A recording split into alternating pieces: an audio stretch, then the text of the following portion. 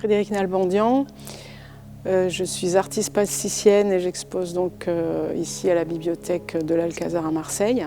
Je travaille en sculpture, dessin, sculpture-installation et je manipule une matière originale depuis plus de 20 ans qui est le savon de Marseille, avec lequel je sculpte et je dessine.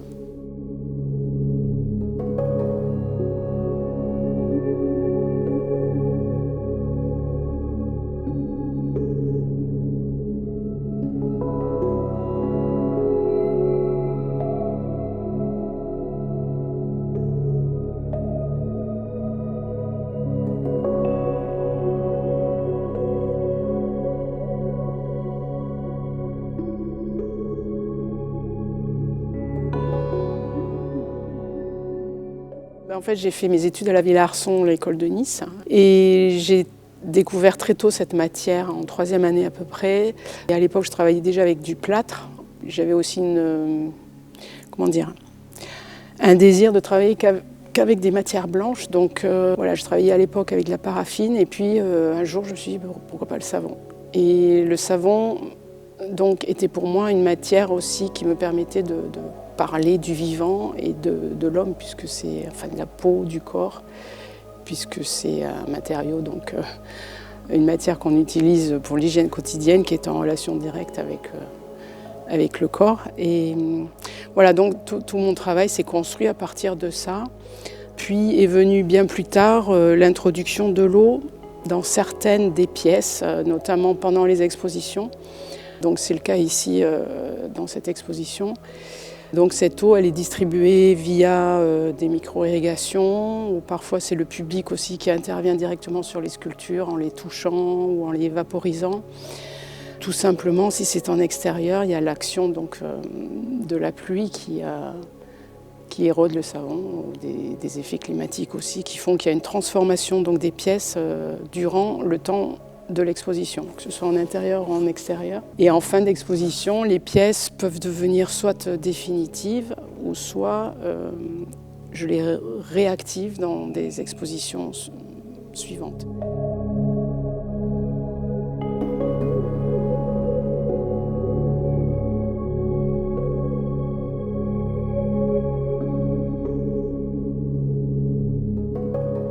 C'est un travail aussi sur le temps.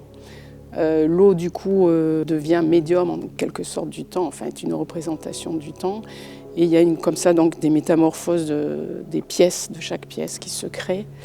J'ai aussi un ensemble de pièces que je nomme précipitées, qui est assez important dans ma pratique donc, depuis 2006, qui sont de grands réceptacles noirs qui recueillent les eaux savonneuses et qui ensuite deviennent tableaux. Voilà, donc tous les dépôts se forment pendant l'installation et créent donc une composition dans laquelle j'interviens absolument pas en fait. C'est ce qui m'intéresse. C'est vraiment un travail de la matière qui fonctionne toute seule, on va dire.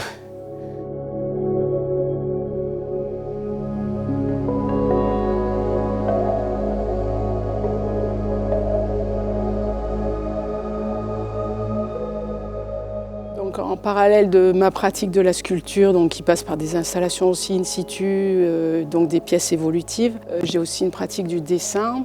Donc il y a évidemment des dessins de projet qu'on peut voir ici dans l'exposition. Et puis il y a aussi une pratique du dessin qui est pour moi un moyen d'expression plus direct. Et là, donc, depuis 5-6 ans, j'ai introduit aussi le savon à travers donc la mousse de savon qui permet là je crée des dépôts, il y a toute une matériologie dans ces dessins et comme le savon reste, c'est-à-dire l'eau s'évapore mais le savon reste, dixit Francis Ponge, voilà, donc je joue avec ça aussi dans les dessins.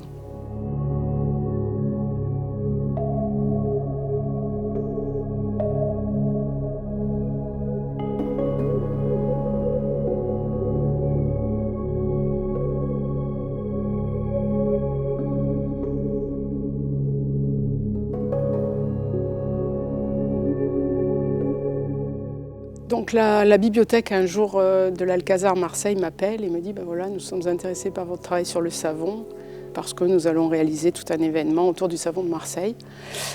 Donc j'ai bien évidemment accepté et du coup il y a eu un enclenchement de pensée qui s'est fait assez rapidement parce qu'en fait il y a 5-6 ans, j'avais eu une idée de réaliser des pièces à partir de lettres de l'alphabet. Et là, pour le coup, c'était vraiment une coïncidence quand la bibliothèque m'a téléphoné.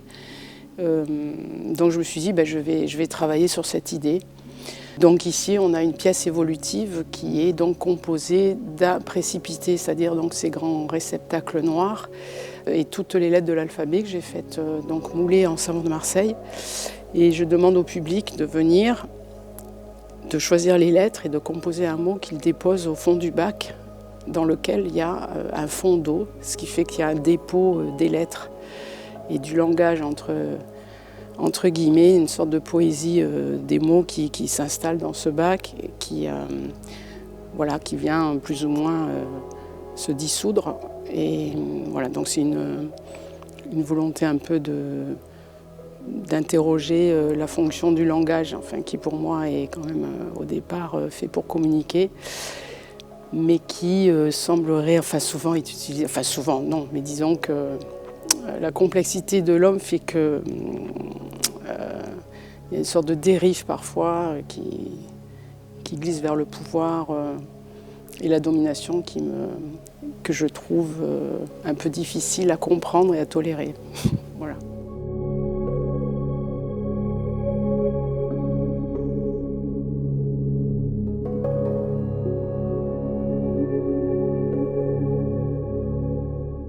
Alors là, on a 3 colonnes qui ont été achetées par le FRAC PACA, qui sont donc réalisées entièrement en savon de Marseille, il n'y a rien d'autre, et qui reprennent les empreintes, qui sont des empreintes de linge essoré, de linge torsadé que je mets en forme, et qui font qu'une fois en forme, je pars à la savonnerie donc du fer à cheval avec laquelle je travaille depuis plus de 10 ans maintenant à Marseille.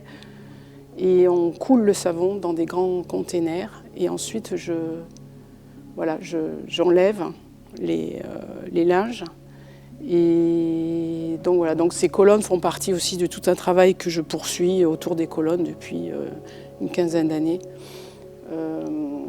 Et le torse, l'action du torse, donc du geste est un hommage aussi au geste des lavandières.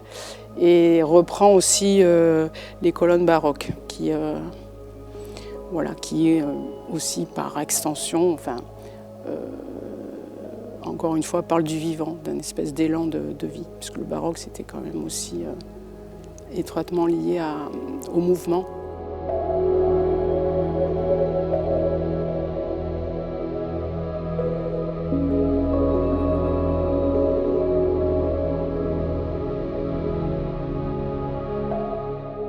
Cette pièce porte le titre Digne, Seignon en Luberon, 15-05-2006. Le titre déjà indique 2 lieux, Digne et Seignon en Luberon, plus une date. Il y a un ensemble de pièces comme ça dans mon travail dont tous les titres reprennent les lieux où elles ont été exposées et les dates de fin d'exposition. Puisque, comme je disais avant, donc, il y a un travail sur le temps. Donc, c'est le cas pour celle-ci. Elle a été exposée en 2010 dans les jardins à Digne des Cordeliers avec le musée Gassendi de Digne-les-Bains. Et elle est restée 1 an en extérieur. Puis, elle a été réexposée plus tard à Seignon, en Luberon, à la galerie Camilla Régent. Là aussi, elle est restée une bonne année. Donc, l'érosion sur le savon est extrêmement lente tant qu'il n'y a pas touché. Puisque la preuve c'est qu'elle est toujours là, elle n'a pas disparu du tout. Voilà, donc là elle a conservé toutes les traces effectivement du temps qui a agi donc sur la matière. Là maintenant elle est en version définitive, elle ne bougera plus.